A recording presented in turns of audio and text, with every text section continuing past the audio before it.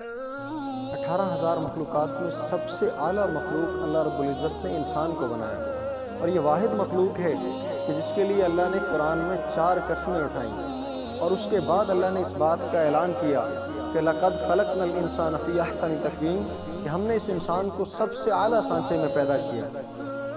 یہ کب ممکن ہوگا کہ انسان اپنی ذات کو پہچان جائے؟ یہ تبھی ممکن ہے جب انسان اپنی ذات پر دھیان دے گا اور اپنے اندر چھپے اصل انسان کو تلاش کرنے کی جستجو میں لگے گا۔ یہ سفر ہے اپنی جستجو کا، اپنی تلاش، سیلف ڈسکوری، سیلف ایکچولائزیشن۔ اسی کے پیچھے پورے کا پورا فلسفہ ہے کہ انسان کو اللہ نے سب سے اعلیٰ کیوں بنایا۔ انسانی پیدائش کا مقصد وَمَا خَلَقْتُ الْجِنَّ وَالْإِنسَ إِلَّا لِيَعْبُدُونَ، اللہ نے انسانوں اور جنوں کو اس لیے پیدا کیا کہ یہ میری عبادت کریں۔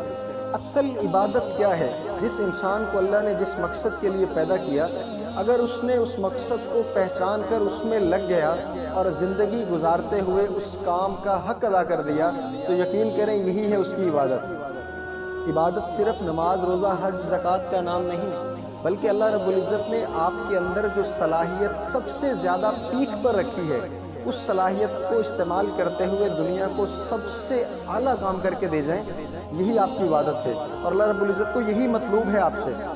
تو گویا آج ہی شروع کریں اپنی تلاش کا سفر، اپنے اندر چھپی صلاحیتوں کو پہچانیں اور اپنے آپ کو پہچان کر دنیا کے سامنے لانے کی کوشش کریں۔